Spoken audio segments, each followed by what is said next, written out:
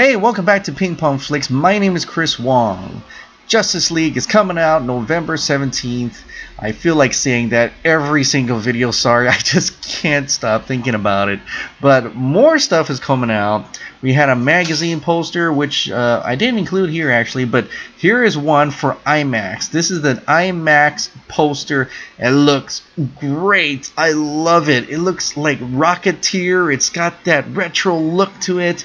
It's got the angles. I love how Flash is like shooting up, and that is awesome. I can't believe some people actually don't like this. Namely, one is Angry Joe. I mean, I thought he was a huge DC fan, but nowadays he seems to really come down on them for so much. I have no idea reason why. But this is a fantastic film. I myself love it.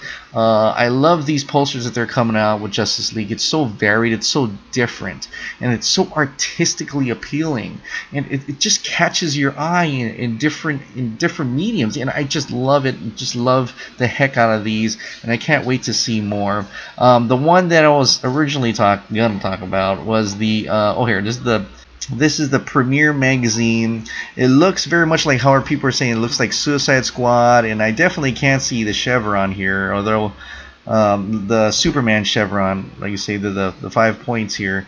Someone actually drew it. I don't know why I couldn't find that one, but it actually had the S symbol here instead, and I think that's fantastic. That's great. That's varied. I liked how it's not just, you know, plainly standing there like how all the other superhero films, even like, you know, Batman v Superman had just the Trinity, which was great, but I like how they play with the perspectives a little bit, play with the different viewpoints, play with the dynamics, changing different arts of it. I love how they're doing all these varied marketing and not just be so, you know, plain looking how they did before, and it's very awesome that they're doing this. Great marketing, by the way, incredibly great marketing. I'm seeing Justice League everywhere, even when I'm out there. In Hawaii, and why didn't I not take pictures of it? But next time I will. Next time I will. When I see anything Justice League, I'll take pictures of it. I don't know why I keep forgetting to bust my camera out. In any case, it's still going good, still going great, and there's still some stuff that's come out, especially today. This is a rumor from BatmanNews.com. And it says that WB, Warner Brothers, waiting for Justice League response before moving forward with Flashpoint. And this kind of goes into detail where Jeffrey Dean Morgan, he smiled nervously when asked about playing Batman. I saw that earlier. On this podcast, a Variety reporter, Justin Crowe, said that he's heard that Warner Brothers has slowed down their Flashpoint director search. They want to wait and see what the response to Justice League is before moving forward with movies like Flashpoint. You can go ahead and check out the video here. In this article, it says, if the rumor is true, I can understand where Warner Brothers is coming from. Flashpoint would include a lot of characters from Justice League, and if audiences don't respond well to that movie, it wouldn't make sense to give them even more of that world. And there's a lot of other things coming out. But for me, yes, that could possibly be true, but I've been saying this all along, that they are waiting for Justice League to come out before moving on with marketing or even talking about or revealing what's happening next, because potential spoilers. I mean, something could happen in this Justice League movie that could send our thoughts rippling. You know, it goes into a direction we never even thought of. Maybe not sure.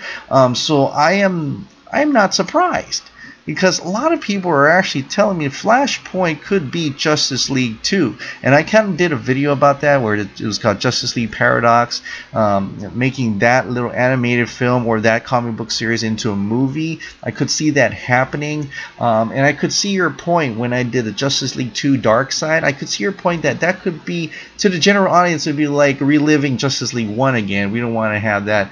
I can totally see people will see Justice League 2 if they do the dark side thing, say Parademons again, Apocalypse again. I could totally see that, and I understand why that wouldn't be the case. And I could understand why Darkseid is such a larger villain that he should be later down the line when you got a whole bunch more heroes, Justice League Unlimited style, take him on, and Supergirl, that.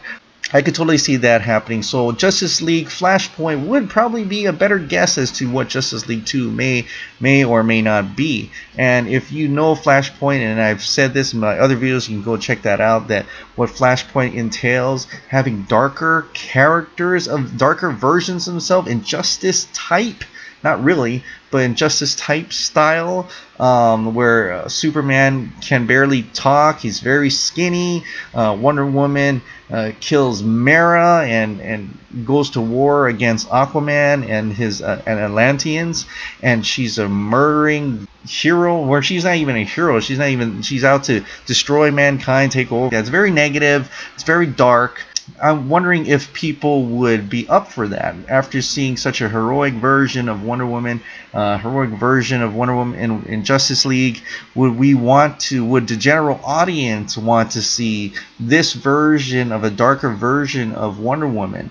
You know, so maybe this Flashpoint is not really the Flashpoint we think it is, even though I want it, because I myself understand what Flashpoint is, and we need those darker. That's the purpose of that story, of course. But I'm just, I'm not sure, not confident in the general audience, if I may say myself, that they would understand why are we going back to that. Or I could totally see the media outlets, if they're going to move on and do Justice League Flashpoint as the dark Flashpoint we think it is, with Jeffrey Dean Morgan, and they'll be like, see, they changed Batman. It's Jeffrey Dean Morgan now. He's Batman. Or oh look, Gal Gadot is all evil. See, why are they going back to Batman v Superman? Oh my God, it's gonna be a circus when that movie comes out. The way I think it's gonna come out, in the way I hope it comes out, but in the way that I think it comes out, it's gonna be a circus again. But anyway, I kind of believe that Warner Brothers is just waiting for Justice League first before revealing anything, plots and things like that of their timeline, too much details, because they want to keep it vague. There might be something major happen at Justice League. Plus, Superman, I think he's still dead, right? But I just believe that in terms of marketing their movies from the timeline, they're waiting for Justice League to come out, and then reveal a lot more after the line. It's like saying it's like not talking about Last Jedi before Force Awakens or something, or not talking about the Episode 9 before Last Jedi. It's that type of thing. It's nothing really to be worried about, nothing like they're really not confident about. I don't think it's anything like that. I just think that they're just keeping some plot secret, some spoilers secret, and their timeline, they want to reveal what's really going to happen in the future. But yeah, I mean, this is, at least people are still talking about Justice League. At least people are really actively talking about this movie. The social media is alive and well about Justice League, about the DC extended universe. I don't know what they're going to call it now, but it's great. I think it's fantastic to boot, and great, awesome it is. So that's it for today. I am thinking about doing commentaries for Man of Steel and Batman v Superman. So I think the last 2 weeks before Justice League comes out, maybe on a weekend, I'll do Man of Steel, the commentary, the whole movie, and then Batman v Superman on the weekend after, because I just want to refresh my mind. I just want to see it 1 week after the other. I just want to cram together, because to me it's a Superman trilogy, and I just want to have that in close conjunction with each other, so that when I see Justice League, it just makes, it's just for me, really. But I just want to share my opinions on the movie as I'm watching it, and I gladly share that opinions with you guys. But anyway, again, I want to thank you very much for the 3,000 subscribers. I cannot be even more happy. It seems like a long time, and maybe it's almost a year or even over a year that I first started this channel, and it was mainly about Batman v Superman, because I felt like I was the only person on this island who enjoyed Man of Steel, who enjoyed Batman v Superman, and I was teased, thrown off a cliff about, and I just wanted to make a channel because I wanted to go out there and see if anybody else appreciated those movies the way I did.